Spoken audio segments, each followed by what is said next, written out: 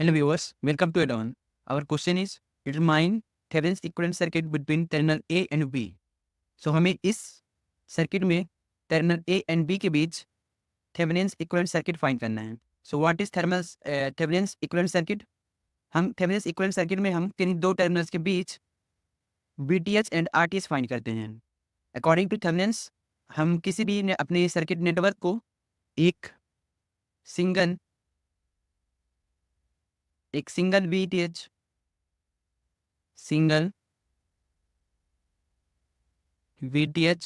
in series with a resistance equivalent resistance RTH represent कर सकते हैं. So these are terminal A and B. सो हमें इस सर्किट को थेवेनिन्स इक्विवेलेंट सर्किट में रिप्रेजेंट करना है. This is Thevenin's equivalent circuit.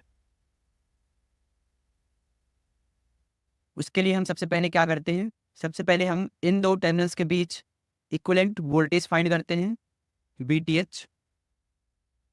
इन दोनों टर्मिनल के बीच कितना हमारा वोल्टेज है, voltage drop across these two terminals. उसके बाद हम क्या करते हैं? दोनों टर्मिनल्स के बीच RTH फाइंड करते हैं. कैसे? नेटवर्क में जितने भी इंडिपेंडेंट वोल्टेज सोर्स होते हैं उन्हें हम शॉर्ट सर्किट कर देते हैं, और जितने भी इंडिपेंडेंट करंट सोर्स होते हैं उन्हें हम ओपन सर्किट कर देते हैं. तो हम इस प्रकार से फाइंड करेंगे. तो सबसे पहले हम VTH फाइंड करते हैं अक्रॉस AB. तो VTH फाइंड करने के लिए हमें किसकी ज़रूरत होगी? हमें गिवन है करंट 12 एम्पियर. सो 12 एम्पियर डिवाइड होगी दोनों ब्रांचेस में. सो हम सबसे पहले दोनों ब्रांचेस में ऐसे करंट फाइंड कर लेंगे. सो यहाँ पर हम इसे नाम दे देंगे I1 और यहाँ पर हम दे देंगे I2. तो 3 ओम के क्रॉस भी क्या फ्लो होगी? I1 current. ये तो ओपन सर्किट है, सो यहाँ से कोई करंट फ्लो नहीं होगी, और यहाँ से फ्लो होगी I2. जब हम ये current I1 and I2 find कर लेंगे हम, तो यहाँ पर हम KVL का यूज करके VTH फाइंड कर सकते हैं. तो चलिए हम निकालते हैं. तो सबसे पहले करंट I1 एंड I2. तो यहाँ पर हम करंट डिवीजन रूल का यूज करेंगे. What is current division rule? दो ब्रांचेस में अगर हमें करंट फाइंड करना हो और हमें टोटल करंट फाइंड पता हो, तो उसके लिए फॉर्मूला होता है. जैसे हमें I1 फाइंड करना है, द करंट इन ब्रांच 1.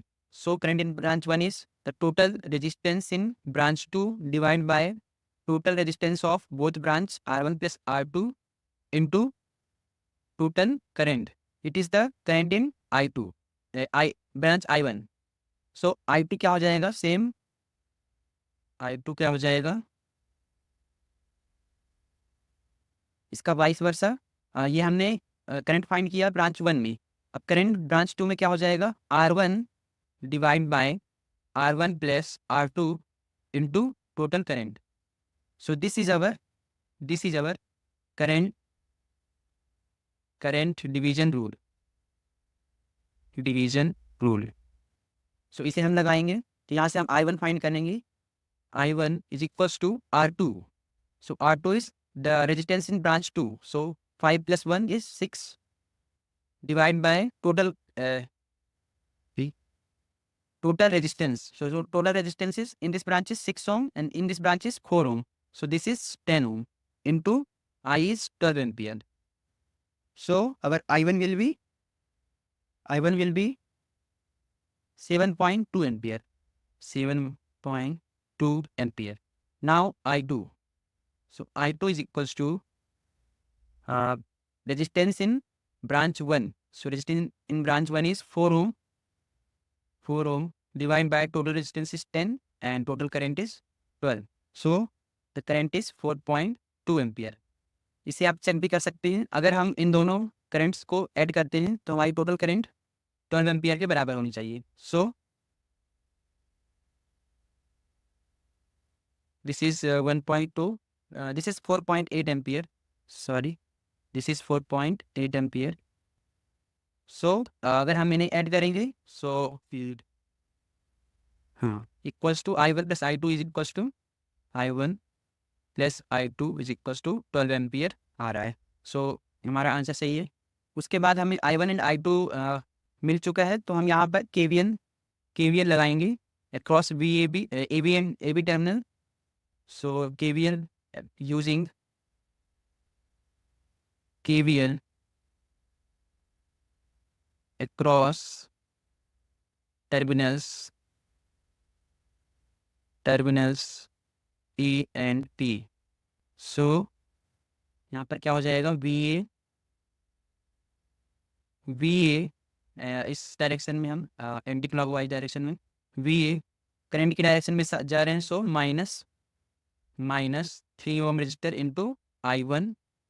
उसके बाद यहाँ पर करंट के अपोजिट जा रहे हैं, so plus I2 1 into I2 and minus VB is equals to 0। तो यहाँ से हो जाएगा VA minus VB, the voltage across AB terminal VA minus VB is equals to 3I1 is 3I1 minus I2। So value put करेंगे यहाँ पर हम, VA minus VB is VTH, so it is equals to 3I1, I1 is 7.2 ampere minus I2 is 4.8 ampere. So हमारा VTH की value हो जाएगी 16.8 ampere. 16.8